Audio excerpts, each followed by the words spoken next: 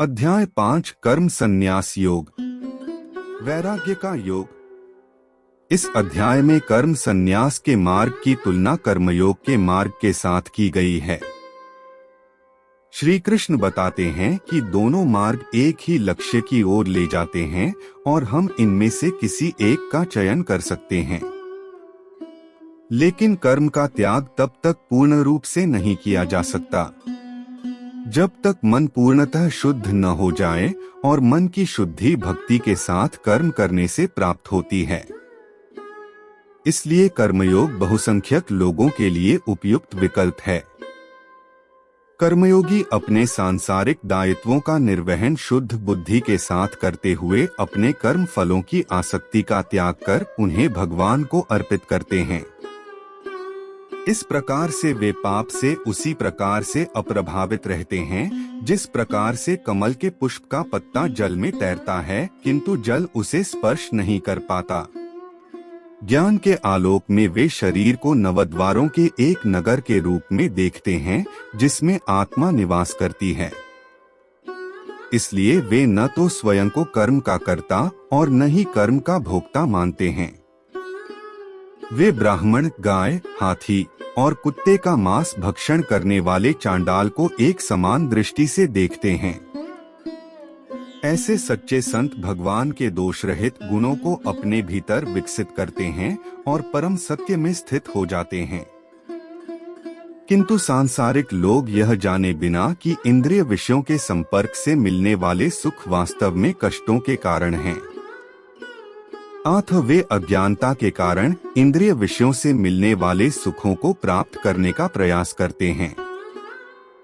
लेकिन कर्मयोगी इनसे प्रसन्न नहीं होते, बल्कि इसकी अपेक्षा वे अपने भीतर भगवान के आनंद की अनुभूति करना पसंद करते हैं।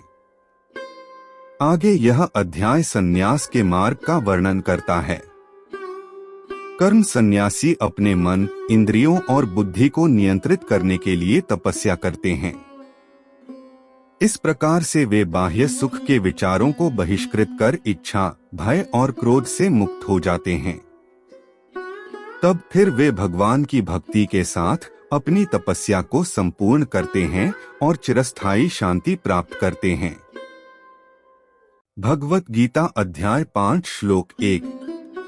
अर्जुन ने कहा, हे कृष्ण, पहले आपने कर्म संन्यास की सराहना की और आपने मुझे भक्ति युक्त कर्मयोग का पालन करने का उपदेश भी दिया। कृपा पूर्वक अब मुझे निश्चित रूप से अवगत कराए कि इन दोनों में से कौन सा मार्ग अधिक लाभदायक है। अर्थात यह अर्जुन के 16 प्रश्नों में से 5वां प्रश्न है। श्री कृष्ण कर्म के परित्याग और भक्तिपूर्वक कर्म करने दोनों की सराहना करते हैं। अर्जुन इन विरोधाभासी उपदेशों को सुनकर विचलित हो जाता है और वह यह जानना चाहता है कि इन दोनों में से कौन सा मार्ग उसके लिए अधिक लाभदायक है। इस प्रश्न के प्रसंग की समीक्षा की जानी आवश्यक है। प्रथम अध्याय में अर्जुन के दुख की प्रकृति का वर्णन किया गया था और जिसके परिणामस्वरूप श्री कृष्ण ने उसे आध्यात्मिक ज्ञान देना आरंभ करने के प्रयोजनार्थ परिवेश तैयार किया। दूसरे अध्याय में श्री कृष्ण ने अर्जुन को आत्मा के विज्ञान का बोध कराया और यह समझाया कि आत्मा अविनाशी है, इसलिए युद्ध में कोई नहीं मरेगा, अतः शोक करना मूर्खता है। तत्पश्चात वे अर्जुन को स्मरण कराते हैं कि एक योद्धा के रूप में उसका कर्तव्य धर्म के पक्ष में युद्ध करना है, चूंकि कर्म मनुष्य को कर्मों के प्रतिफल से बांधते हैं। इसलिए श्री कृष्ण उसे अपने कर्मफल भगवान को अर्पित करने के लिए प्रोत्साहित करते हैं ताकि उसके कर्म कर्मयोग बन जाए या वह कर्म द्वारा भगवान के साथ एकीकृत हो सके। तीसरे अध्याय में परमात्मा ने यह स्पष्ट किया कि मनुष्य के लिए अपने कर्तव्यों का पालन करना अनिवार्य है, क्योंकि ये मन को शुद्ध करने में सहायता प्रदान करते हैं। किंतु उन्होंने यह भी कहा कि जिस मनुष्य ने पहले ही अंतःकरण को शुद्ध कर लिया है, उसके लिए किसी प्रकार के सामाजिक दायित्वों का पालन आवश्यक नहीं होता। चौथे अध्याय में भगवान ने विभिन्न प्रकार के यज्ञों, वे कार्य जिन्हें भगवान के सुख के लिए संपन्न किया जाता है, की व्याख्या की थी। उन्होंने यह निष्कर्ष देते हुए कहा कि ज्ञान युक्त होकर संपन्न किए गए यज्ञ यंत्रवत धार्मिक कर्मकांडों से श्रेष्ठ होते हैं। उन्होंने यह भी कहा कि सभी यज्ञों का अंत भगवान से संबंध स्थापित करने के ज्ञान में होता है।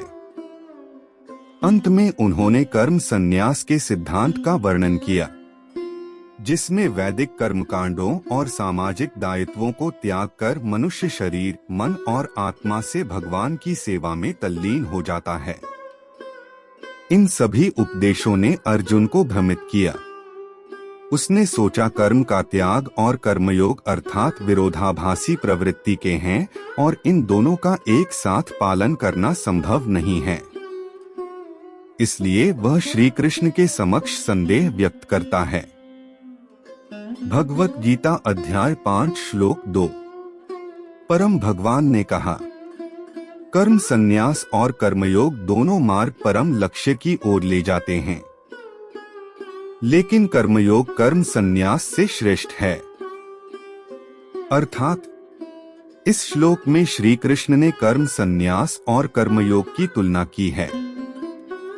यह अति गहन श्लोक है, इसलिए एक समय में इसके एक ही शब्द को समझना चाहिए। कर्मयोगी वह है जो अपने आध्यात्मिक और सामाजिक दोनों कर्तव्यों का पालन करता है। सामाजिक दायित्वों का निर्वहन तो शरीर द्वारा किया जाता है, जबकि मन भगवान में अनुरक्त रहता है। वे जो कर्म संन्यास का अभ्यास करते हैं और स्वयं को शरीर नहीं मानते, वे अपने दैहिक कर्तव्यों का निर्वहन करना आवश्यक नहीं समझते। ऐसे कर्म सन्यासी अपना पूरा समय और अपनी ऊर्जा को आध्यात्मिक कार्यकलापों में समर्पित करते हैं, जबकि कर्मयोगी को अपना समय सांसारिक और आध्यात्मिक कर्तव्यों का पालन करने में विभाजित करना पड़ता है। इसलिए कर्म सन्यासी तीव्र गति से भगवान के सम्मुख होता है, जबकि कर्मयोगी सामाजिक दायित्वों से भारग्रस्त रहते हैं। फिर भी इस श्लोक में श्री कृष्ण ने कर्म सन्यास की अपेक्षा कर्मयोग की प्रशंसा की है और वे अर्जुन को इसी श्रेष्ठ मार्ग का अनुसरण करने की संतुति करते हैं। कर्म सन्यासी यदि अपने कर्मों का त्याग करने के पश्चात भी अपना मन भगवान में पूरी तरह से तल्लीन नहीं कर पाते, तब फिर वे कहीं के नहीं रहते। भारत में हजारों की संख्या में ऐसे साधु हैं जिन्हें विरक्ति का भ्रम हुआ और इसलिए उन्होंने संसार का त्याग कर दिया, किंतु उनका मन भगवान में अनुरक्त नहीं हो पाया। परिणाम स्वरूप वे आध्यात्मिक मार्ग से प्राप्त होने वाले परम आनंद की अनुभूति नहीं कर सके। यद्यपि वे साधकों जैसा भगवा चोला पहनते हैं, किंतु वास्तव में वे अफीम आदि का सेवन करने जैसे सभी प्रकार के पापमयी दुष्कर्मों में लिप्त हो जाते हैं। अज्ञानी केवल अपनी निष्क्रियता को संसार से विरक्ति के रूप में देखने की भूल करते हैं। दूसरी ओर कर्मयोगी लौकिक और धार्मिक दोनों प्रकार के कर्तव्यों का निर्वहन करते हैं।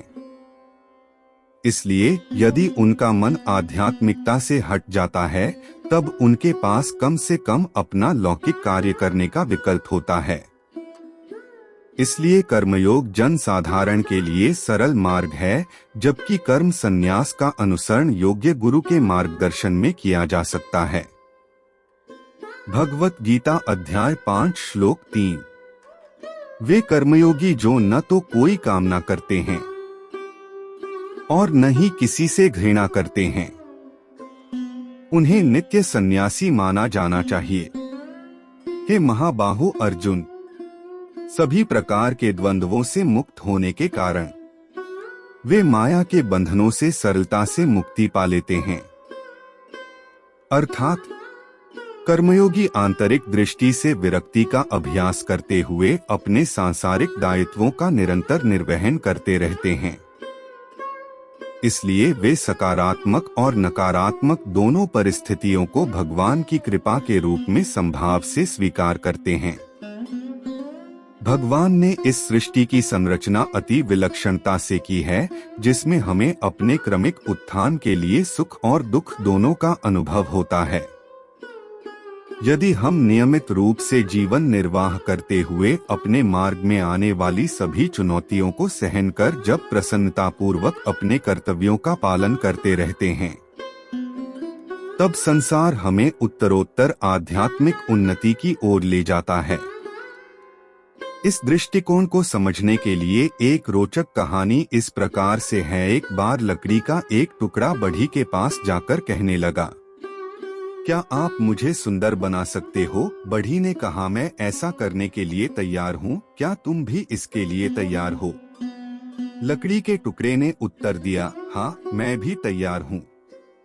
बढ़ई अपने औजार निकालकर लकड़ी को थोड़ा चोट मारने और छीलने लगा। लकड़ी ने भयभीत होकर कहा, आप क्या कर रहे हो? कृपया रुको, यह बहुत पीड़ादायक है। बढ़ी ने कहा, अगर तुम सुंदर बनना चाहते हो तब तुम्हें पीड़ा सहन करनी पड़ेगी। लकड़ी के टुकड़े ने कहा, ठीक है, अपना काम करते रहो, किंतु सहजता से और ध्यानपूर्वक। कुछ देर बाद लकड़ी ने कहा, आज के लिए बस इतना ही पर्याप्त है, मैं आज और पीड़ा सहन नहीं कर सकती, कृपया शेष कार्य कल करना। बढ़ी अपने काम के प्रति अडिग था और कुछ दिनों में लकड़ी एक सुंदर मूर्ति बन गई और उसे मंदिर की वेदी में स्थापित कर दिया गया। समान रूप से हमारा हृदय अनंत जन्मों से सांसारिक पदार्थों में आसक्त रहने के कारण कोरा और अशुद्ध होता है। यदि हम आंतरिक रूप से सुंदर और पवित्र होना चाहते हैं, तब हमें अवश्य ही पीड़ा सहन करनी पड़ेगी और संसार को हमें शुद्ध करने का काम करने की छूट देनी होगी। इसलिए कर्मयोगी श्रद्धा भक्ति के साथ कर्म करते हैं तथा सुखद और दुखद परिणामों से विचलित न होकर समता की भावना में लीन रहते हैं और मन को भगवान में अनुरक्त करने का अभ्यास करते रहते हैं। भगवत गीता अध्याय 5 श्लोक 4। केवल अज्ञानी ही सांख्य या कर्म संन्यास को कर्मयोग से भिन्न कहते हैं। जो वास्तव में ज्ञानी हैं, वे यह कहते हैं कि इन दोनों में से किसी भी मार्ग का अनुसरण करने से वे दोनों का फल प्राप्त कर सकते हैं। अर्थात यहाँ श्री कृष्ण ने सांख्य शब्द का प्रयोग कर्म संन्यास या ज्ञान पोषित करने की इच्छा के साथ कर्म का परित्याग करने के रूप में किया है। यहाँ दो प्रकार के वैराग्य को समझना आवश्यक है, एक फल्गु वैराग्य, दो युक्त वैराग्य। फल्गु वैराग्य वह है जिसमें लोग संसार को बोझ के रूप में देखते हैं और अपने उत्तरदायित्वों और कठिन परिश्रम से छुटकारा पाने की इच्छा से इसका त्याग करते हैं। ऐसा वैराग्य पलायनवादी मनोवृत्ति है और यह स्थायी नहीं होता। ऐसे मनुष्यों का वैराग्य चुनौतियों का सामना न करने की इच्छा से प्रेरित होता है। ऐसे मनुष्यों को जब आध्यात्मिक मार्ग में आने वाली विपत्तियों का सामना करना पड़ता है, तब वे आध्यात्मिक मार्ग को त्याग कर लौकिक जीवन में लौटने की इच्छा करने लगते हैं। युक्त वैराग्य में लोग समस्त जगत को भगवान की शक्ति के रूप में देखते हैं। जो कुछ भी उनके स्वामित्व में होता है, उसे वे अपना नहीं समझते और अपने लिए उसका उपयोग भी नहीं करना चाहते। इसके स्थान पर भगवान ने उन्हें जो कुछ दिया है, उसी के साथ वे भगवान की सेवा की भावना से प्रेरित होते हैं। युक्त वैराग्य स्थायी होता है और इसका अनुसरण करने वाले कभी विपत्तियों से भयभीत नहीं होते। कर्मयोगी बाह्य रूप से अपने दैनिक कार्यों को करते हुए युक्त वैराग्य की भावना को विकसित करते हैं। वे भगवान को भोक्ता के रूप में और स्वयं को भगवान का सेवक मानते हैं तथा इसलिए वे समस्त कार्यकलापों को भगवान के सुख के लिए करने की चेतना में स्थित हो जाते हैं। इस प्रकार से उनकी आंतरिक अवस्था उन कर्म सन्यासियों के समान हो जाती है जो पूर्ण रूप से दिव्य चेतना में लीन रहते हैं। बाह्य दृष्टि से वे सांसारिक व्यक्ति प्रतीत होते हैं, किंतु आंतरिक रूप से वे किसी सन्यासी से कम नहीं होते। पुराणों और इतिहास में कई महान राजाओं के उदाहरण मिलते हैं जिन्होंने यद्यपि बाह्य दृष्टि से अपनी पूरी कुशलता से शासकीय कर्तव्यों का निर्वहन किया और राजसी ठाट बाट में जीवन व्यतीत किया, किंतु मानसिक दृष्टि से वे लोग पूर्णतया भगवत चेतना में तल्लीन रहे। प्रहलाद, ध्रुव, अम्बरीश, पृथु, विभीषण और युधिष्ठिर आदि सब राजा ऐसे कर्मयोग का उदाहरण हैं। श्रीमद् भागवतम में वर्णन है, वह जो इंद्रियों के विषयों को ग्रहण तो करता है किंतु न तो उनके लिए ललचाता है और न ही उनसे दूर भागता है, वह इस दिव्य चेतना में स्थित होता है कि संसार में सब कुछ भगवान की शक्ति है और इनका उपभोग उसी की सेवा के लिए करना चाहिए, ऐसा व्यक्ति परम भक्त होता है। इस प्रकार सच्चे ज्ञानियों की दृष्टि में कर्मयोग और कर्म संन्यास में कोई भेद नहीं होता, क्योंकि दोनों में से किसी एक का अनुसरण करने से दोनों का फल प्राप्त होता है। भगवत गीता अध्याय 5 श्लोक 5। परमेश्वर श्री कृष्ण कहते हैं कि कर्म संन्यास के माध्यम से जो प्राप्त होता है उसे भक्ति युक्त कर्मयोग से भी प्राप्त किया जा सकता है। इस प्रकार जो कर्म संन्यास और कर्मयोग को एक समान देखते हैं वही वास्तव में सभी वस्तुओं को यथावत रूप में देखते हैं, अर्थात आध्यात्मिकता के अभ्यास में मनोवृत्ति ही प्रमुख होती है, न कि बाह्य गतिविधियां। यदि कोई वृंदावन जैसे तीर्थ स्थान पर रह रहा है किंतु उसका मन कोलकाता में रसगुल्ला खाने का चिंतन करता है, तब यह माना जाएगा कि वह कोलकाता में ही है। इसके विपरीत यदि कोई व्यक्ति कोलकाता की भीड़-भाड़ में रहता है किंतु अपने मन को वृंदावन की दिव्य भूमि में तल्लीन रखता है, तब वह वहां होने का लाभ पा सकता है। सभी वैदिक ग्रंथों में उल्लेख है कि हमारे मनोभावों के अनुसार ही हमारी चेतना का स्तर निर्धारित होता है। मन ही बंधन और मोक्ष का कारण है।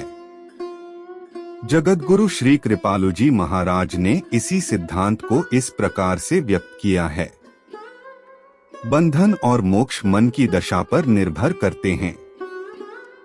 तुम चाहे जो भी भक्ति का साधन चयन करो, परंतु मन को भगवान के स्मरण में लीन रखो। वे लोग जो ऐसा आध्यात्मिक दृष्टिकोण नहीं रखते, वे कर्म संन्यास और कर्मयोग में बाह्य अंतर को देखते हैं और कर्म सन्यासी को उसके बाह्य परित्याग के कारण श्रेष्ठ घोषित करते हैं। किंतु ज्ञानी जन जो यह देखते हैं कि कर्म सन्यासी और कर्मयोगी दोनों ही अपने मन को भगवान की भक्ति में तल्लीन कर लेते हैं और इसलिए वे दोनों उनकी आंतरिक चेतना की दृष्टि में एक समान होते हैं। भगवत गीता अध्याय 5 श्लोक 6। भक्तियुक्त होकर कर्म किए बिना पूर्णतः कर्मों का परित्याग करना कठिन है। हे महाबलशाली अर्जुन, किंतु जो संत कर्मयोग में संलग्न रहते हैं वे शीघ्र परम परमेश्वर को पा लेते हैं। अर्थात हिमालय की गुफाओं में रहने वाला योगी यह समझता है कि उसने वैराग्य प्राप्त कर लिया है, किंतु उसके वैराग्य का परीक्षण उसके नगर में लौटने पर होता है। उदाहरणार्थ, एक साधु जिसने 12 वर्षों तक गढ़वाल के पहाड़ों में तपस्या की थी, वह हरिद्वार में पवित्र कुंभ मेला देखने आया। कुंभ मेले की भीड़ भाड़ में किसी व्यक्ति ने भूल से अचानक अपने जूते साधु के नंगे पैरों पर रख दिए। साधु ने क्रोधित होकर चिल्लाकर कहा, क्या तुम अंधे हो? क्या तुम्हें दिखाई नहीं देता है कि तुम क्या कर रहे हो?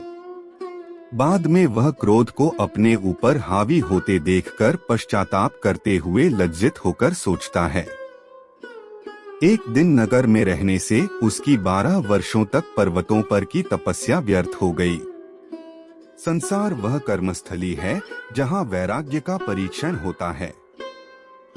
इस श्लोक में श्री कृष्ण कहते हैं कि इस संसार में रहते हुए मनुष्य को अपने कर्तव्यों का पालन करते हुए धीरे धीरे क्रोध, लोभ और कामनाओं पर विजय प्राप्त करनी चाहिए।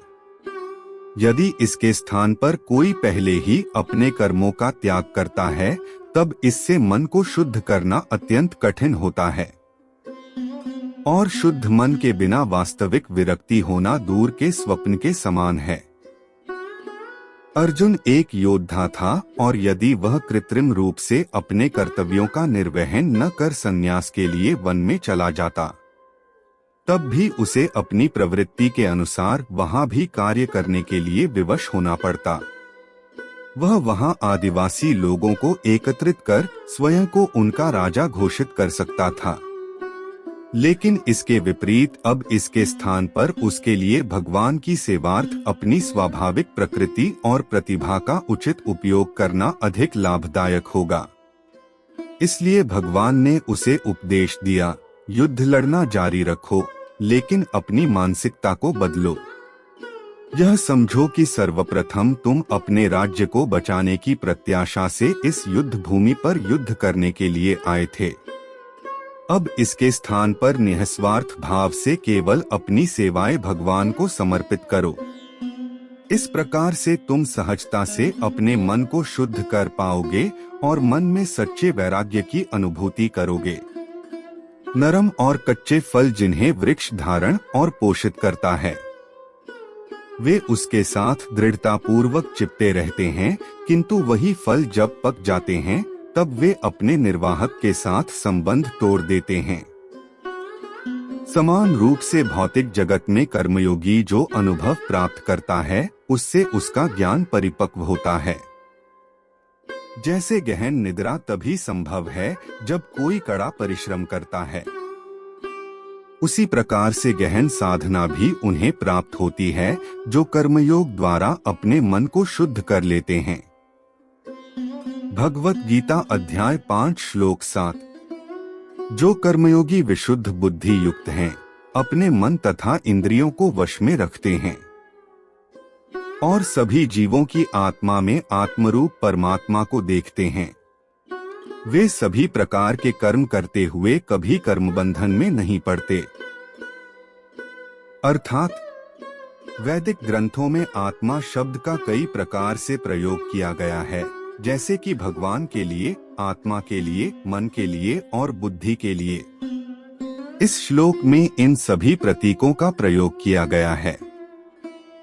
श्री कृष्ण व्यक्त करते हैं कि कर्म योगी योग युक्त होता है, अर्थात अपनी चेतना को भगवान के साथ युक्त करता है। आगे वे कहते हैं कि ऐसी पुण्य आत्माएं 3 प्रकार की होती है। 1 विशुद्धात्मा विशुद्ध बुद्धि युक्त, 2 विजितात्मा जिसने मन पर विजय प्राप्त कर ली है, और 3 जितेंद्रिय जिसने इंद्रियों को वश में कर लिया है। ऐसे कर्मयोगी विशुद्ध बुद्धि से युक्त होकर सभी जीवों में भगवान को बैठा देखते हैं और बिना आसक्ति के सबके साथ सम्मानजनक व्यवहार करते हैं। चूंकि उनके कार्य स्वयं को सुखी रखने की कामना से प्रेरित नहीं होते और उनका ज्ञान उत्तरोत्तर स्पष्ट होता रहता है, क्योंकि उनकी कामनाएं समाप्त हो जाती हैं। इंद्रिया, मन और बुद्धि जो पहले इंद्रिय सुख के लिए लालायित होती थी, वे सब अब नियंत्रण में आ जाती हैं। अब ये सब साधन भगवान की सेवा में तत्पर रहते हैं। सेवा और समर्पण भाव से उन्हें अपने भीतर आंतरिक ज्ञान की अनुभूति होती है। इस प्रकार कर्मयोग स्वाभाविक रूप से उत्तरोत्तर ज्ञानोदय की इन अवस्थाओं में पहुंचा देता है और इसलिए यह कर्म संन्यास से भिन्न नहीं होता। भगवत गीता अध्याय 5 श्लोक 8 से 9। कर्मयोग में दृढ़ निश्चय रखने वाले सदैव देखते, सुनते, स्पर्श करते, सूंघते, चलते फिरते, सोते हुए, श्वास लेते हुए, बोलते हुए सदैव यह सोचते हैं, मैं करता नहीं हूँ। और दिव्य ज्ञान के आलोक में वे यह देखते हैं कि भौतिक इंद्रियां ही केवल अपने विषयों में क्रियाशील रहती हैं। अर्थात जब हम किसी महत्वपूर्ण कार्य को कुशलतापूर्वक संपन्न कर लेते हैं, तब हमें यह अभिमान हो जाता है कि हमने कोई महान कार्य किया है। स्वयं को किसी कार्य का कर्ता मानने का अभिमान हमें लौकिक चेतना से ऊपर उठने में बाधा उत्पन्न करता है, किंतु भगवत चेतना में लीन योगी इस बाधा को सरलता से पार कर लेते हैं। बुद्धि के शुद्धिकरण से वे स्वयं को शरीर से भिन्न देखते हैं और वे शरीर द्वारा किए गए कर्मों का श्रेय स्वयं को नहीं देते। यह शरीर भगवान की माया शक्ति से निर्मित है, इसलिए वे अपने सभी कार्यों का श्रेय भगवान को देते हैं, क्योंकि ये भगवान की शक्ति से संपन्न होते हैं। इसलिए वे स्वयं को भगवान की इच्छा पर समर्पित कर देते हैं। वे उन पर आश्रित होकर अपने मन और बुद्धि को भगवान की दिव्य इच्छा के अनुसार प्रेरित करते हैं।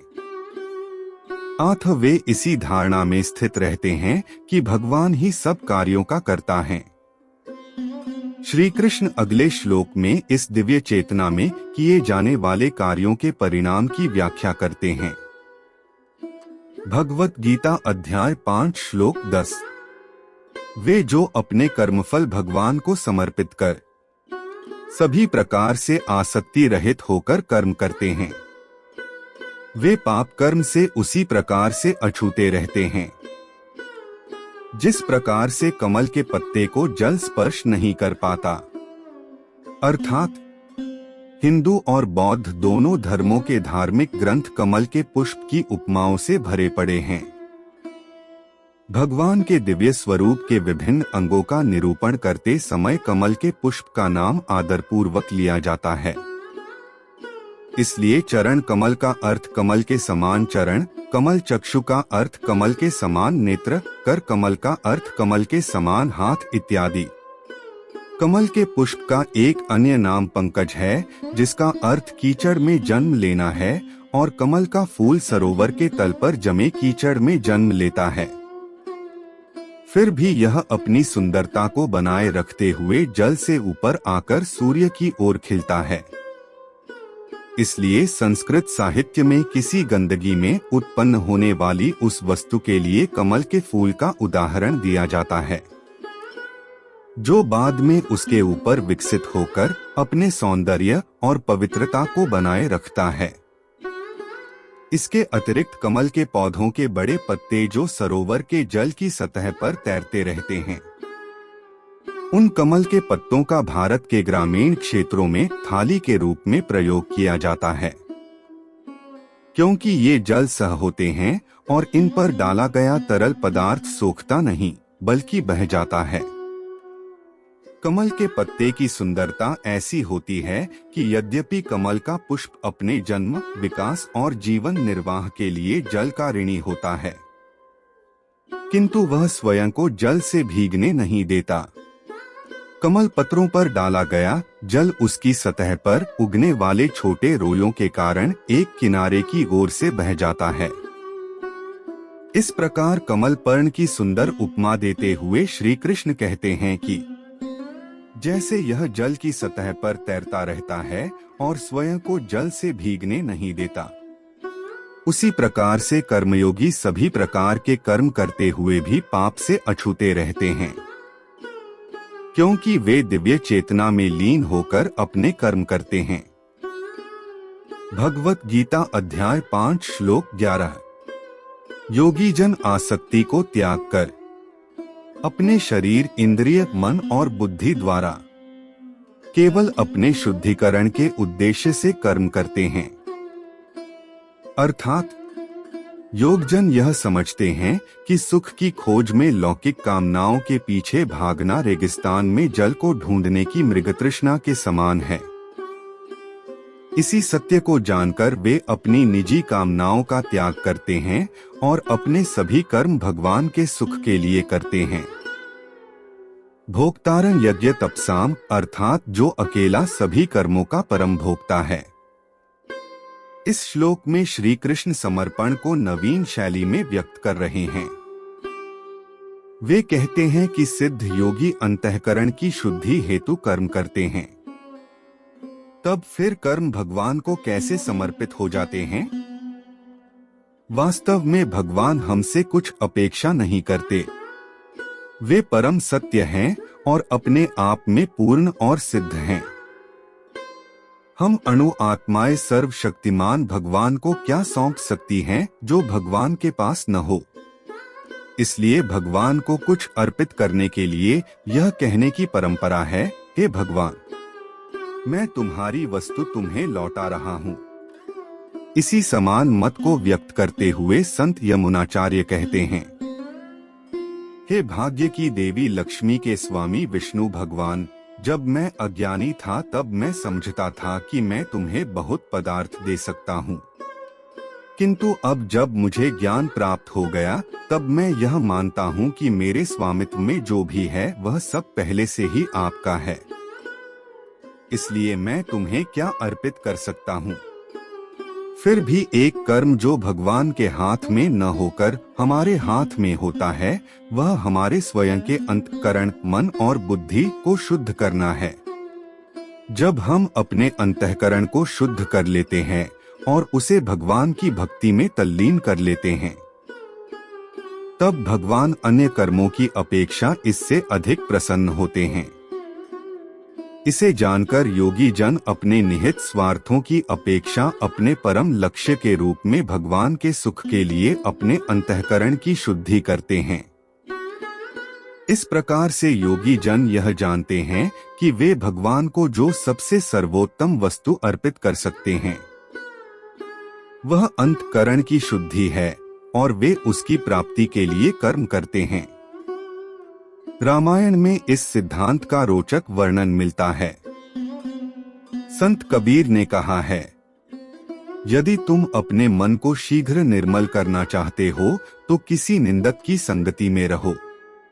जब तुम उसके निंदनीय शब्दों को सहन करोगे तब तुम्हारा मन बिना जल और साबुन के निर्मल हो जाएगा।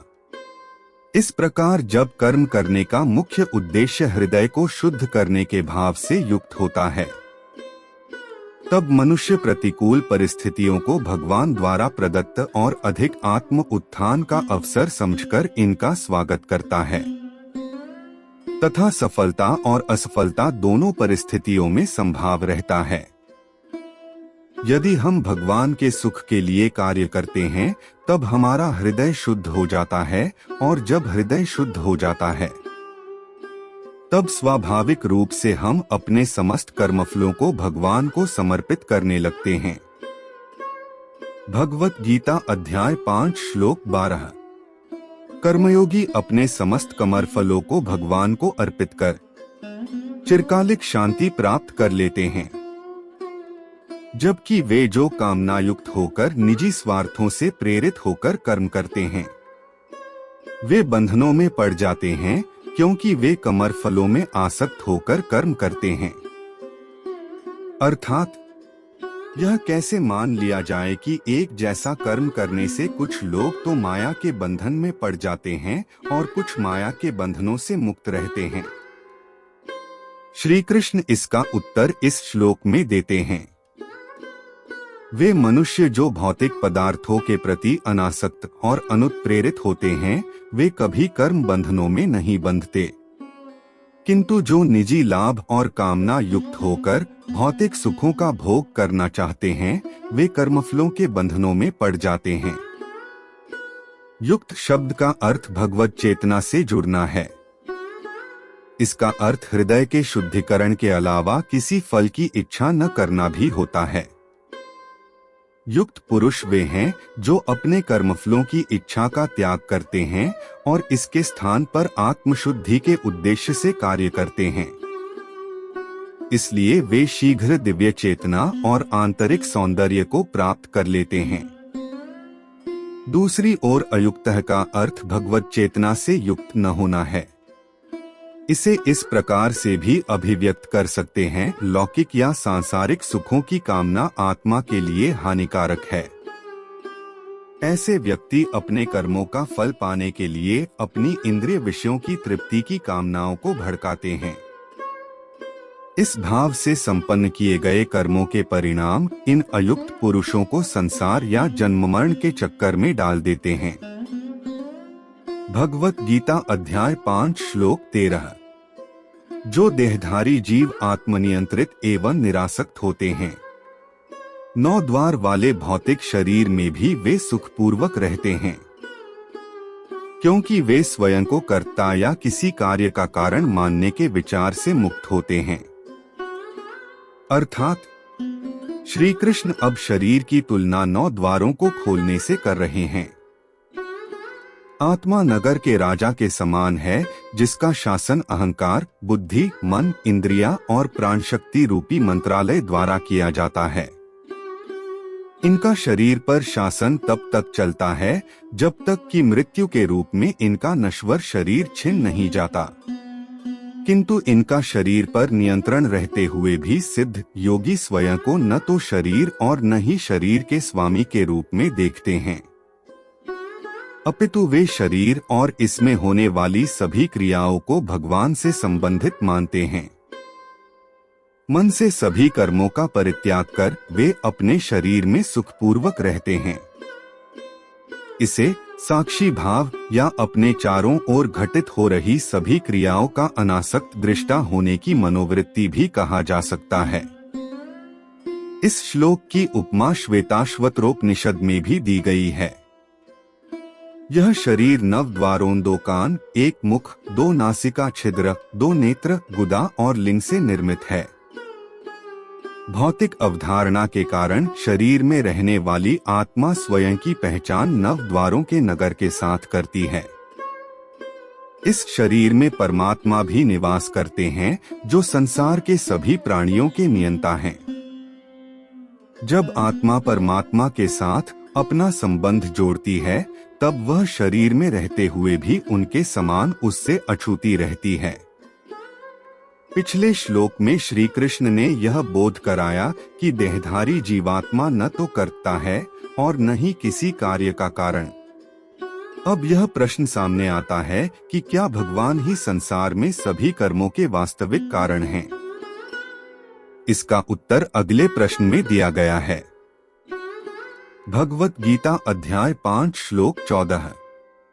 न तो कर्तापन का बोध और न ही कर्मों की प्रवृत्ति भगवान से प्राप्त होती है, तथा न ही वे कर्मों के फल का सृजन करते हैं। यह सब प्रकृति के गुणों से सृजित होते हैं।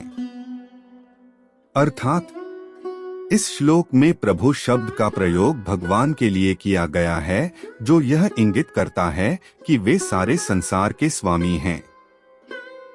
वे सर्वशक्तिमान हैं और समस्त ब्रह्मांड को नियंत्रित करते हैं।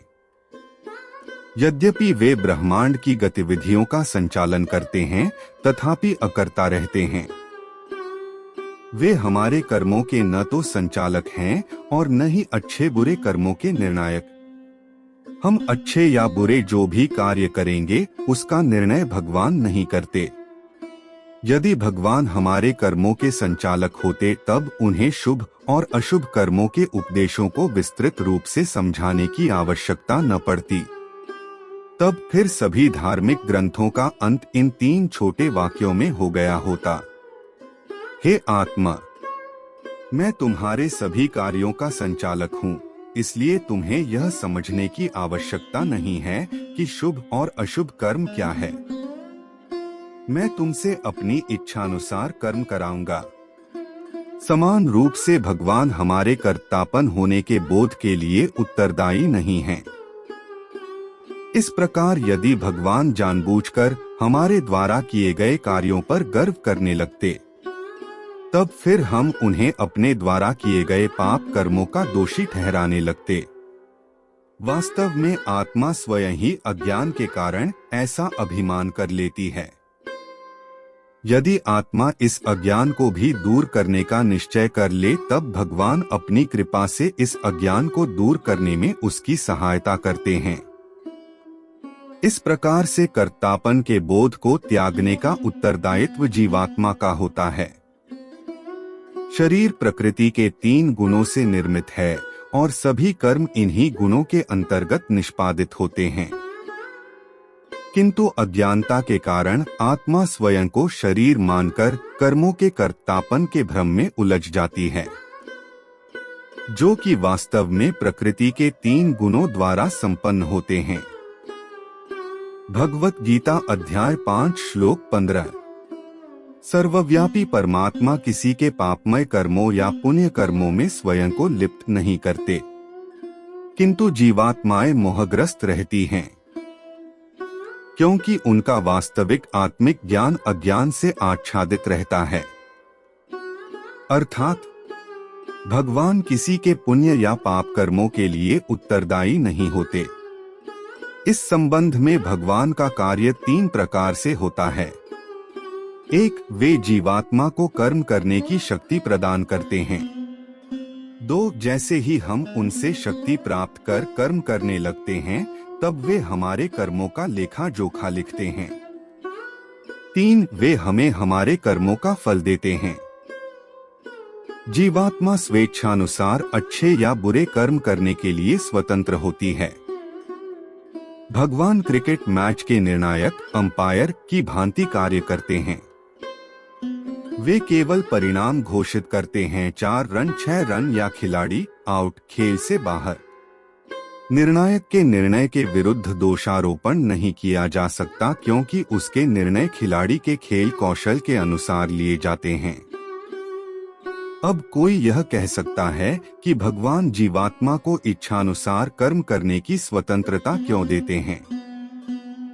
इसका कारण यह है कि आत्मा परमात्मा का अणु अंश है और वह सीमित मात्रा में भगवान के गुणों से संपन्न होती है, और भगवान अभिज्ञान स्वरांत परम स्वतंत्र हैं। इसलिए जीवात्मा अपनी इच्छानुरूप इंद्रिय, मन और बुद्धि का प्रयोग करने में अल्प रूप से स्वतंत्र होती है। इसके अतिरिक्त स्वतंत्र इच्छा के बिना प्रेम का संचार नहीं होता। मशीन प्रेम नहीं कर सकती, क्योंकि उसके पास चयन करने की स्वतंत्रता नहीं होती। केवल प्राणियों में ही प्रेम करने के विकल्प को चुनने की योग्यता होती है। क्योंकि भगवान ने हमारी रचना उनसे प्रेम करने के लिए की है, इसलिए उन्होंने हमें स्वतंत्र इच्छा प्रदान की है। अतः हमें अपनी इच्छानुसार किए गए कार्यों के शुभ और अशुभ परिणामों के लिए भगवान को दोषी नहीं ठहराना चाहिए। अज्ञानवश कुछ जीवात्माएं जो यह नहीं जानती हैं कि वे अपने कर्मों का चयन करने के लिए स्वयं स्वतंत्र हैं, और वे अपनी सभी भूलों के लिए भगवान को उत्तरदायी ठहराती हैं। अन्य जीवात्माएं यह अनुभव करती हैं कि वे कर्म करने की स्वतंत्र इच्छा से युक्त हैं, लेकिन फिर भी वे शरीर होने की अहम धारणा के कारण कर्तापन के अभिमान को प्रश्रय देती हैं। यह पुनः अज्ञानता का सूचक है। श्री कृष्ण अगले श्लोक में यह व्याख्या करेंगे कि इस अज्ञानता को कैसे मिटाया जा सकता है। भगवत गीता अध्याय 5 श्लोक 16। किंतु जिनकी आत्मा का अज्ञान दिव्य ज्ञान से विनष्ट हो जाता है, उस ज्ञान से परम तत्व का प्रकाश उसी प्रकार से प्रकाशित हो जाता है, जैसे दिन में सूर्य के प्रकाश से सभी वस्तुएं प्रकाशित हो जाती हैं। अर्थात रात्रि के अंधकार को मिटाने की सूर्य की शक्ति अतुल्य है। रामचरितमानस में वर्णन है, पूर्ण चंद्रमा और स्वच्छ आकाश में दिखाई देने वाले सभी तारों के प्रकाश से रात्रि का अंत नहीं होता, किंतु जिस क्षण सूर्य उदित होता है, तब रात्रि शीघ्र प्रस्थान की तैयारी करती है। सूर्य के प्रकाश की शक्ति के सामने अंधकार ठहर नहीं सकता। इसी प्रकार समान रूप से भगवत ज्ञान के प्रकाश के प्रभाव से अज्ञान रूपी अंधकार दूर हो जाता है। अंधकार ही भ्रम की उत्पत्ति का कारण होता है। सिनेमा हॉल के अंधकार में स्क्रीन पर पड़ने वाला प्रकाश भ्रम को वास्तविकता में परिवर्तित कर देता है और लोग उसे देखने में लीन हो जाते हैं। फिर जब सिनेमा हॉल की लाइट जलती है, तब लोगों का भ्रम दूर हो जाता है। जब लोगों का दिवास्वप्न टूट जाता है, तब उन्हें आभास होता है कि वे तो चलचित्र मूवी देख रहे थे। ठीक इसी प्रकार अज्ञान के अंधकार के कारण हम स्वयं को शरीर मान लेते हैं और स्वयं को सभी कार्यों का कर्ता और भोक्ता मान लेते हैं। जब भगवत ज्ञान का प्रकाश चमकने लगता है, तब भ्रम उल्टे पांव भाग जाता है और आत्मा जागृत होकर शरीर रूपी नगर के नवद्वारों में रहते हुए भी अपनी सच्ची आत्मिक वास्तविकता को पहचान लेती है। आत्मा इससे पहले अंधकार में पड़ी थी, क्योंकि भगवान की माया शक्ति अविद्या ने उसे अंधकार से आच्छादित कर रखा था। जब भगवान की दिव्य आध्यात्मिक शक्ति विद्या ज्ञान के आलोक से उसे प्रकाशित कर देती है, तब उसका भ्रम दूर हो जाता है। भगवत गीता अध्याय 5 श्लोक 17। वे जिनकी बुद्धि भगवान में स्थिर हो जाती है और जो भगवान में सच्ची श्रद्धा रखकर उन्हें परम लक्ष्य मानकर उनमें पूर्णतया तल्लीन हो जाते हैं, वे मनुष्य शीघ्र ऐसी अवस्था में पहुंच जाते हैं जहां से फिर कभी वापस नहीं आते और उनके सभी पाप ज्ञान के प्रकाश से मिट जाते हैं।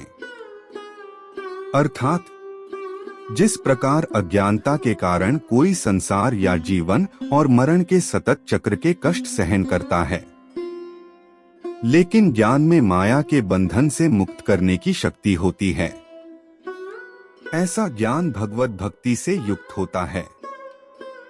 इस श्लोक में पूर्ण भगवत चेतना का अर्थ प्रकट करने के लिए निम्नांकित सुस्पष्ट शब्दों का प्रयोग किया गया है। तबुद्धयः का अर्थ बुद्धि को भगवान की ओर निर्दिष्ट करना है।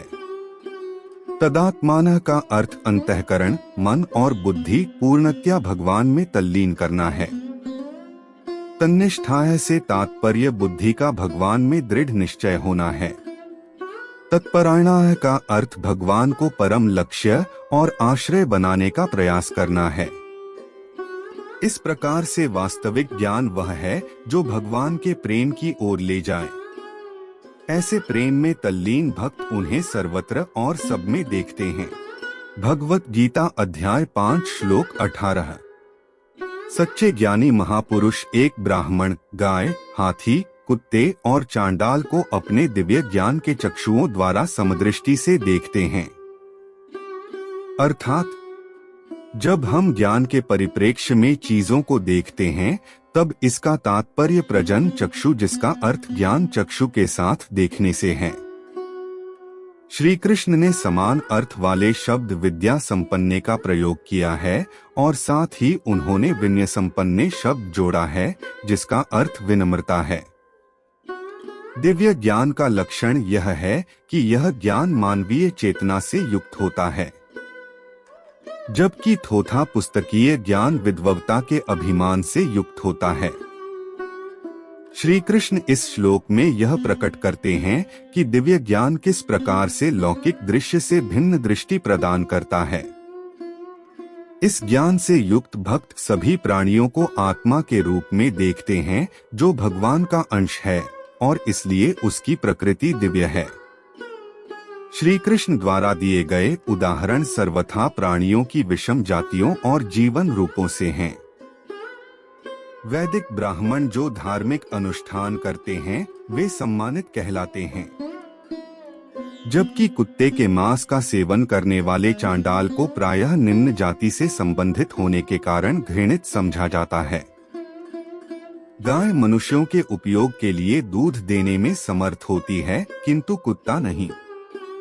हाथी का प्रयोग उत्सवों की शोभा यात्रा के लिए किया जाता है, जबकि गाय और कुत्ते का नहीं। हमारे ब्रह्मांड में शारीरिक दृष्टिकोण से प्राणियों की इन जातियों के जीवन के वर्णक्रम में अनेक प्रकार की विषमताएं पाई जाती हैं, जबकि आध्यात्मिक ज्ञान से युक्त प्रबुद्ध लोग इन सबको शाश्वत आत्मा मानते हैं और इसलिए इन सबको एक दृष्टि से देखते हैं। वेद इस मत का समर्थन नहीं करते कि ब्राह्मण एक उच्च जाति है और शूद्र श्रमिक वर्ग निम्न जाति है।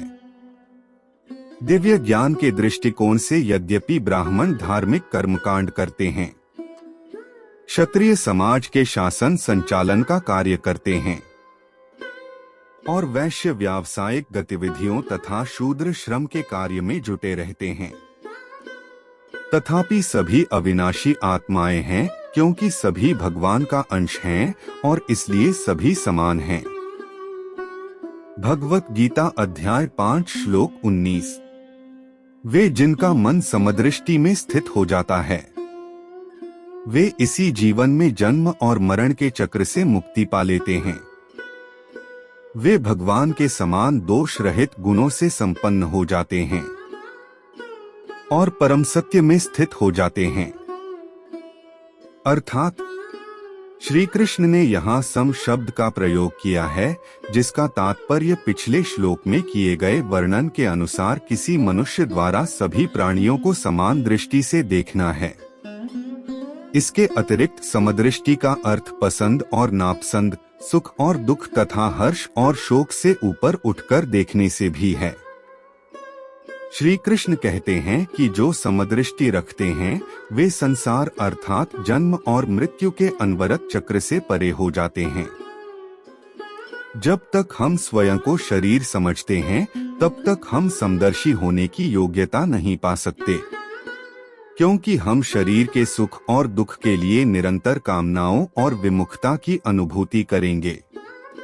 संत महापुरुष शारीरिक अवधारणा से ऊपर उठकर सांसारिक मोह माया को त्याग कर अपना मन भगवान में तत्लीन कर लेते हैं। रामचरितमानस में वर्णन है, लक्ष्मण ने अज्ञानी मनुष्य की भांति अपने शरीर के सुखों की उपेक्षा कर भगवान राम और सीता की सेवा की। जब किसी का मन दिव्य चेतना में स्थित हो जाता है तब वह शारीरिक सुखों की आसक्ति और दुखों की अनुभूति से परे हो जाता है और फिर वह समदृष्टा की अवस्था प्राप्त कर लेता है। यह समदृष्टि शारीरिक कामनाओं का त्याग करने से प्राप्त होती है और मनुष्य को भगवान के समान आचरण वाला बना देती है। महाभारत में यह वर्णन है, यो न कामेते किंचित ब्रह्मा भूयाय कल्पते, अर्थात जो मनुष्य अपनी कामनाओं का त्याग कर देता है वह भगवान के समान हो जाता है। भगवत गीता अध्याय 5 श्लोक 20। परमात्मा में स्थित होकर, दिव्य ज्ञान में दृढ़ विश्वास धारण कर और मोह रहित होकर वे सुखद पदार्थ पाकर न तो हर्षित होते हैं और न ही अप्रिय स्थिति में दुखी होते हैं। अर्थात इस श्लोक का यह अंश न तो सुख में प्रसन्न होना और न ही दुख में शोक करना बौद्ध धर्म की साधना पद्धति विपस्सना का सर्वोत्तम आदर्श है।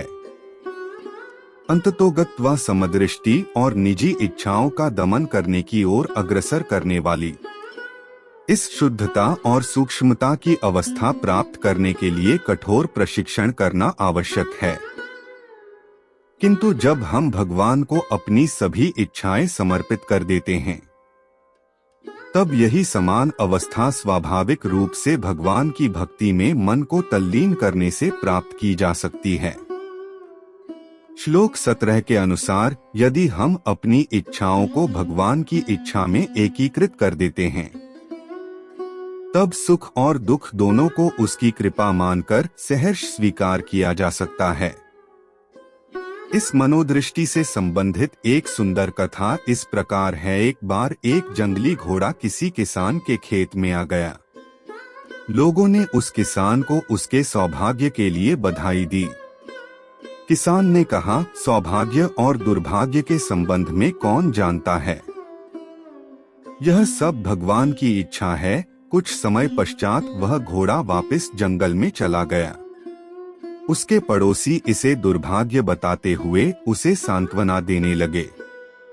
बुद्धिमान किसान ने उत्तर देते हुए कहा, दुख और सुख केवल भगवान की इच्छा के अनुसार मिलता है।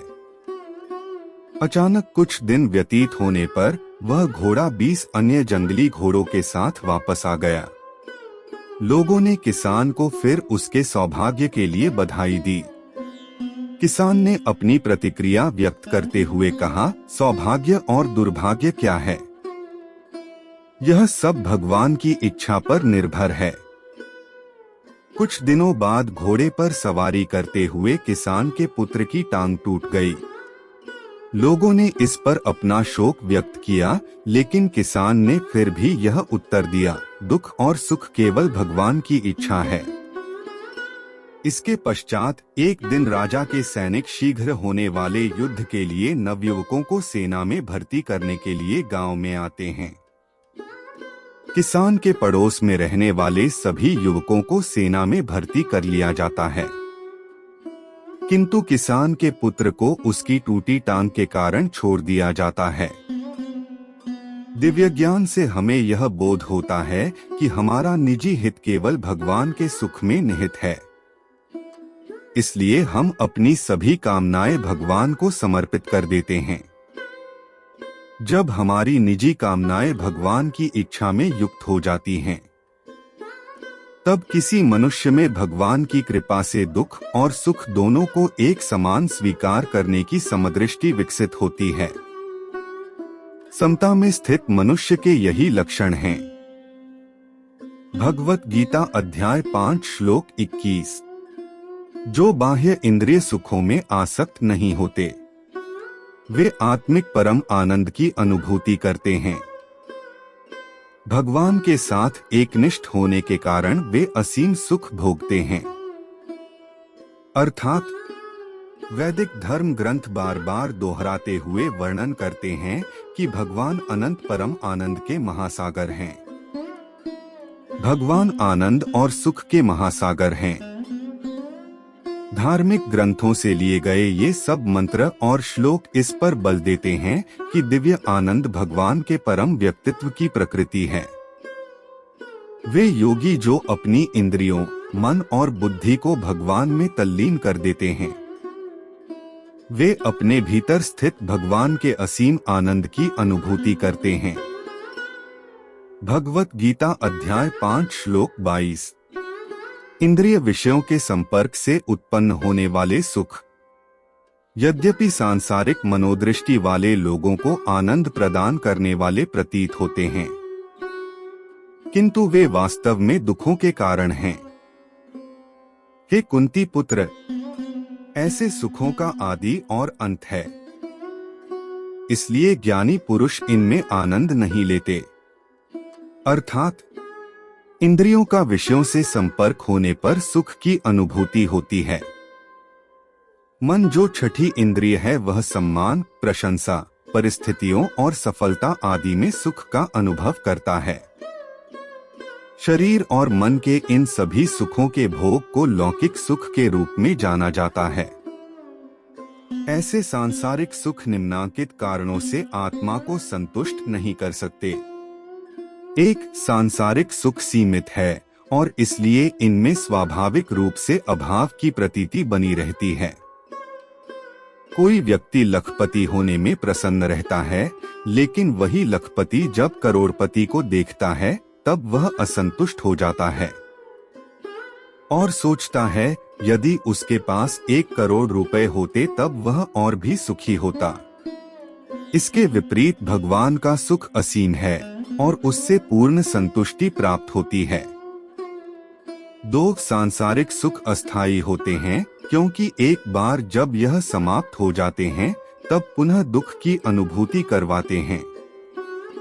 उदाहरणार्थ मदिरा पान करने वाला व्यक्ति मदिरा का सेवन कर आनंद प्राप्त करता है, किंतु प्रातःकाल में नशे की खुमारी उतरकर सिरदर्द के रूप में फूटती है। किंतु भगवान का सुख शाश्वत है और एक बार प्राप्त होने पर सदा के लिए रहता है। 3 सांसारिक सुख जड़ है और इसी कारण उनका निरंतर ह्रास होता रहता है।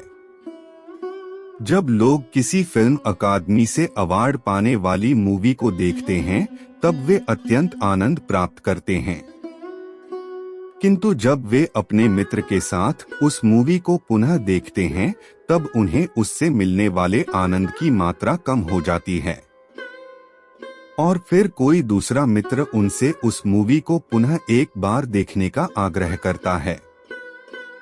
तब वे खिन्नतापूर्वक उत्तर देते हैं कि उन्हें मूवी देखने के स्थान पर कोई दंड दे दो, किंतु मूवी को पुनः देखने के लिए मत कहो।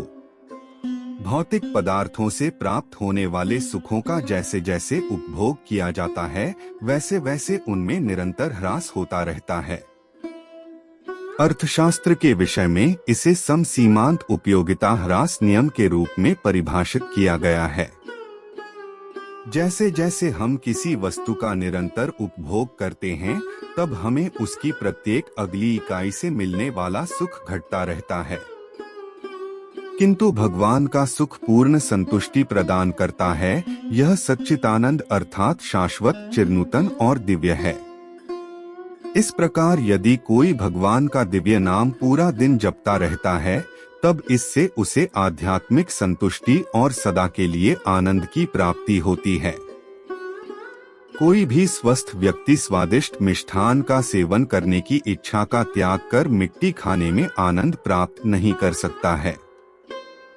समान रूप से जब कोई परम आनंद की अनुभूति करना आरंभ कर देता है, तब मन भौतिक सुखों से प्राप्त होने वाले स्वाद को भुला देता है।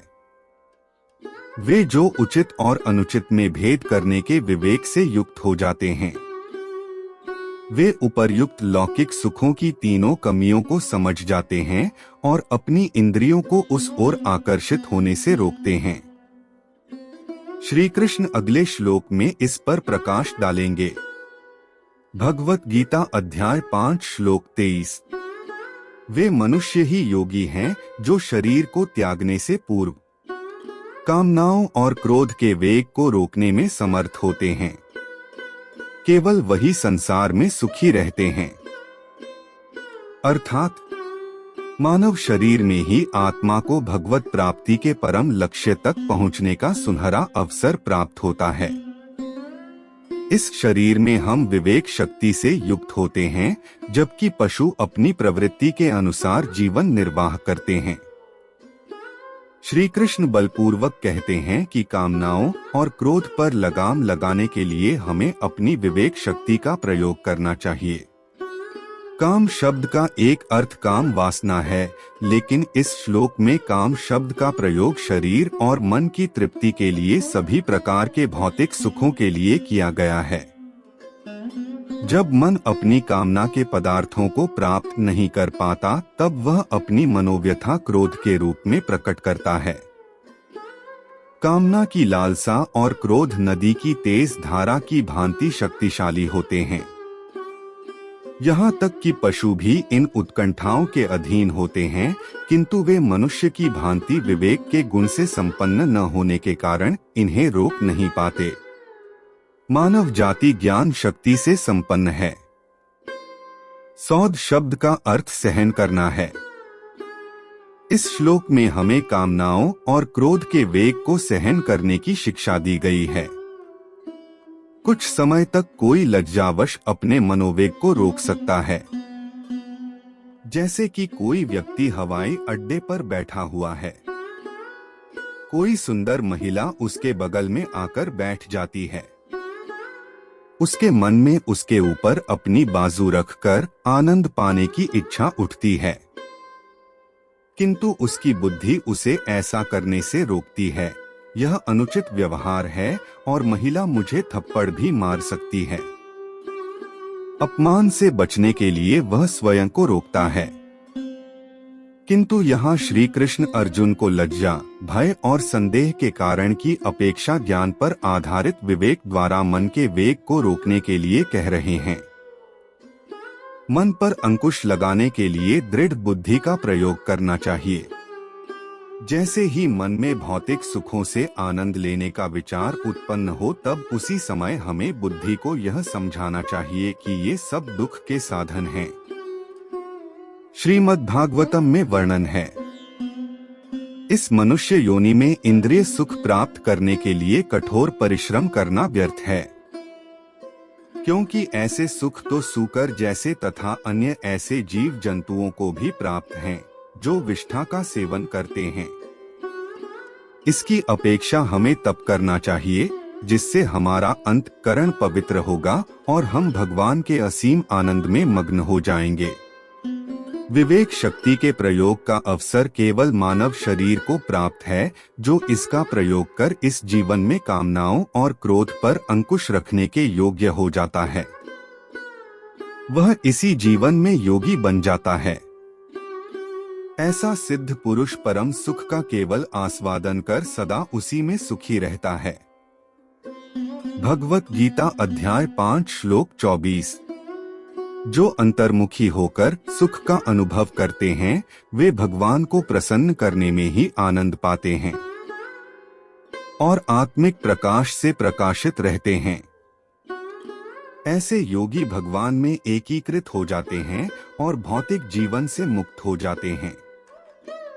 आंतरिक प्रकाश दिव्य ज्ञान है, जो भगवान की कृपा द्वारा हमारे भीतर अनुभूति के रूप में तब प्रकट होता है जब हम भगवान के शरणागत हो जाते हैं। अर्थात आंतरिक प्रकाश दिव्य ज्ञान है, जो भगवान की कृपा द्वारा हमारे भीतर अनुभूति के रूप में तब प्रकट होता है जब हम भगवान के शरणागत हो जाते हैं। योग दर्शन में वर्णन है, समाधि की अवस्था में मनुष्य की बुद्धि परम सत्य की अनुभूति में डूब जाती है। अर्जुन को यह उपदेश देने के पश्चात की कामना और क्रोध के आवेग को सहन करना आवश्यक है। अब श्री कृष्ण इसका अभ्यास करने का विश्वसनीय उपाय प्रकट करते हैं। योऽन्तः सुखो शब्द का अर्थ आंतरिक रूप से प्रसन्न होना है। एक प्रकार की प्रसन्नता हमें बाहरी पदार्थों से प्राप्त होती है और दूसरे प्रकार की प्रसन्नता हमें तब प्राप्त होती है जब हम अपने मन को भगवान में लीन कर लेते हैं। लेकिन जब भगवान का आनंद हृदय में उमड़ता है, तब उसकी तुलना में बाह्य लौकिक सुख तुच्छ दिखाई पड़ने लगते हैं और फिर उनको त्यागना सुगम हो जाता है। संत यमुनाचार्य ने कहा है, जब से मैं भगवान श्री कृष्ण के चरणों का ध्यान करने लगा हूँ, तब से मैं नित्य असीम आनंद अनुभव करने लगा हूँ। यदि अचानक मेरे मन में काम सुख का विचार आ जाए, तब उस विचार पर मैं थूकता हूँ और मेरे होठ अरुचि से सिमट जाते हैं। भगवत गीता अध्याय 5 श्लोक 25।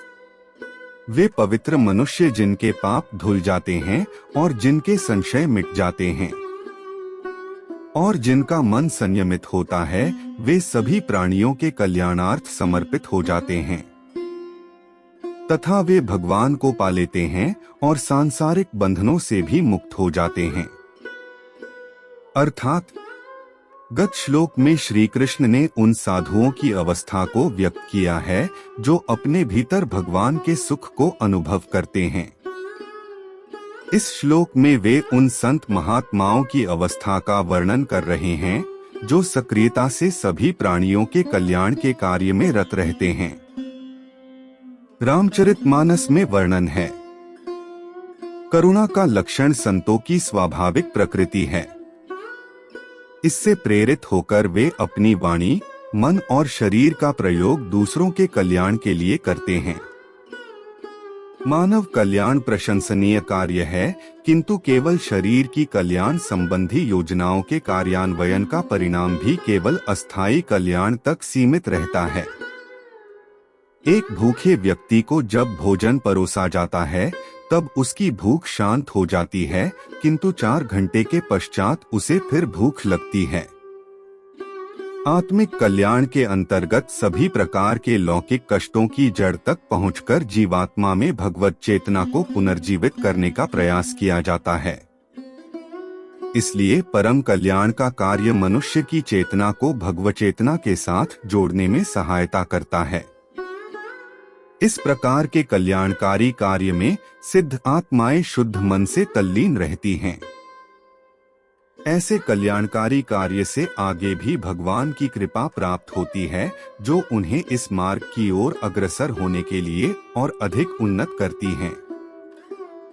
अंत में जब वे मन को पूर्णतः शुद्ध कर भगवान के पूर्ण शरणागत हो जाते हैं, तब वे मुक्त होकर दिव्य आध्यात्मिक क्षेत्र में प्रवेश कर परमात्मा का दिव्य लोक प्राप्त कर लेते हैं।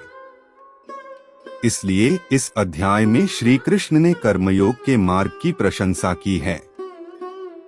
अब वे शेष श्लोकों में कर्म संन्यास की व्याख्या करते हुए यह अवगत करा रहे हैं कि कर्म संन्यासी भी अंतिम लक्ष्य को प्राप्त करते हैं। भगवत गीता अध्याय 5 श्लोक 26। ऐसे सन्यासी भी जो सतत प्रयास से क्रोध और काम वासनाओं पर विजय पा लेते हैं एवं जो अपने मन को वश में कर आत्मलीन हो जाते हैं, वे इस जन्म में और परलोक में भी माया शक्ति के बंधनों से मुक्त हो जाते हैं। अर्थात श्लोक 2 में की गई व्याख्या के अनुसार कर्मयोग अधिकतर लोगों के लिए सरल और सुरक्षित मार्ग है और इसलिए श्री कृष्ण द्वारा अर्जुन को भी इसका अनुसरण करने की अनुशंसा की गई है। किंतु फिर भी कुछ लोग जो वास्तव में संसार से विरक्त हो जाते हैं, उनके लिए कर्म संन्यास भी उपयुक्त है। इसका एक लाभ यह भी होता है कि इसमें समय और ऊर्जा का सांसारिक कर्तव्यों के प्रति विपथन नहीं होता और कोई भी व्यक्ति आध्यात्मिक अभ्यास के लिए पूर्ण रूप से प्रतिबद्ध हो सकता है। इतिहास में अनेक सिद्ध सन्यासी संतों का उल्लेख मिलता है। श्री कृष्ण कहते हैं कि ऐसे सच्चे सन्यासी आध्यात्मिक क्षेत्र में तीव्रता से प्रगति करते हैं और सभी प्रकार की शांति प्राप्त करते हैं। कामनाओं की उत्कंठाओं और क्रोध का दमन कर तथा मन को वश में करके वे इस लोक और परलोक दोनों में परम शांति प्राप्त करते हैं। हम प्रायः इस मिथ्या धारणा को प्रश्रय देते हैं कि बाह्य परिस्थितियां ही हमारे जीवन में शांति के अभाव के लिए दोषी हैं और हम उस दिन की प्रतीक्षा करते हैं कि मन की शांति के लिए परिस्थितियां कब अनुकूल होंगी। किंतु शांति बाह्य परिस्थितियों पर निर्भर नहीं होती, क्योंकि यह शुद्ध मन, बुद्धि और इंद्रियों की शुद्धि का विषय है। सन्यासी अपने मन और विचारों को अंतस्थै की ओर मोड़ लेते हैं और उसी में शांति के महासागर को ढूंढते हैं। ऐसा करने से वे बाह्य परिस्थितियों से स्वतंत्र हो जाते हैं। तब फिर व्यवस्थित आंतरिक यंत्र संरचना के साथ वे सर्वत्र उसी शांति का अनुभव करते हैं और इस शरीर से मुक्त हो जाते हैं। भगवत गीता अध्याय 5 श्लोक 27 से 28।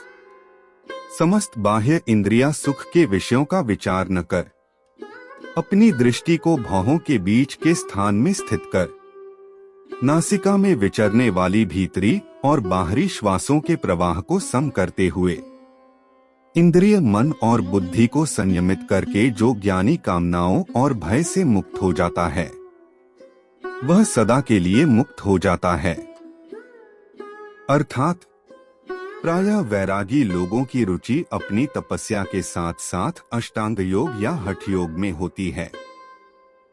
उनकी विरक्ति उन्हें उस भक्ति के मार्ग से उदासीन रखती है जिसमें भगवान के नाम, रूपों, लीलाओं और लोकों का स्मरण करना आवश्यक होता है। श्री कृष्ण यहाँ तपस्वियों द्वारा अपनाए गए मार्ग का वर्णन करते हैं। वे कहते हैं कि ऐसे तपस्वी अपनी दृष्टि और श्वास को नियंत्रित कर इंद्रियों के विषयों का विचार बंद कर देते हैं। वे अपनी दृष्टि को भौहों के मध्य में केंद्रित करते हैं। यदि नेत्रों को पूरी तरह से बंद कर दिया जाए तो निद्रा आने की संभावना रहती है और यदि आंखों को खुला रखा जाए तब वे अपने आसपास के इंद्रिय विषयों से व्याकुल हो सकते हैं। इन दोनों दोषों से बचने के लिए योगी लोग अपनी अधखुली आंखों से दृष्टि को भौहों के मध्य या उसे नासिका के अग्रभाग पर केंद्रित करते हैं। वे प्राण अर्थात बाहर छोड़ी जाने वाली श्वास को आपान अर्थात अंदर भरी जाने वाली श्वास के साथ तब तक समरूप करते हैं जब तक कि दोनों यौगिक समाधि में स्थगित रहती है। यह यौगिक क्रिया इंद्रिय, मन और बुद्धि पर नियंत्रण पाने के योग्य बनाती है। ऐसे योगी लोगों का एकमात्र परम लक्ष्य माया शक्ति के बंधनों से मुक्त होना होता है। ऐसे योगियों को आत्मज्ञान तो प्राप्त हो जाता है, किंतु उन्हें ब्रह्मा ज्ञान प्राप्त नहीं होता। इस प्रकार अगले श्लोक में भगवान श्री कृष्ण द्वारा किए जा रहे वर्णन के अनुसार तपस्या का मार्ग भी भगवान की भक्ति के द्वारा संपूर्ण होना चाहिए। इसे अगले श्लोक में व्यक्त किया गया है। भगवत गीता अध्याय 5 श्लोक 29। जो भक्त मुझे समस्त यज्ञों और तपस्याओं का भोक्ता, समस्त लोकों का परम भगवान और सभी प्राणियों का सच्चा हितैषी समझते हैं, वे परम शांति प्राप्त करते हैं। अर्थात पिछले 2 श्लोकों में जिस साधना पद्धति का उल्लेख किया गया है वह आत्मज्ञान की ओर प्रवृत्त करती है, किंतु ब्रह्मज्ञान के लिए भगवान की कृपा आवश्यक है, जो भक्ति के द्वारा प्राप्त होती है। सर्वलोक महेश्वरम शब्द का अर्थ समस्त संसार के परम स्वामी भगवान तथा सुहृदन सर्वभूताना शब्द का अर्थ सभी प्राणियों का हितैषी और उपकारी होता है। इस प्रकार श्री कृष्ण बल देते हुए कहते हैं कि तपस्या का मार्ग भी इस ज्ञान के साथ कि परम भगवान ही सभी तपों और यज्ञों के भोक्ता हैं, भगवान की शरणागति में समाप्त होता है। जगतगुरु श्री कृपालु जी महाराज ने इसकी सुंदर व्याख्या इस प्रकार से की है। आत्मा सदा से भगवान से विमुख है। सच्चा योग वही है जो आत्मा को भगवान से जोड़ दे। अतः कोई योग पद्धति भक्ति मार्ग का अनुसरण किए बिना पूर्ण नहीं हो सकती। अपनी भगवद्वाणी में भगवान श्री कृष्ण ने आध्यात्मिक अभ्यास के लिए सभी वास्तविक मार्गों को सम्मिलित किया है, किंतु प्रत्येक समय समापन पर वे इन्हें उपयुक्त बताते हुए कहते हैं कि इन सभी मार्गों में भक्ति का होना भी आवश्यक होता है।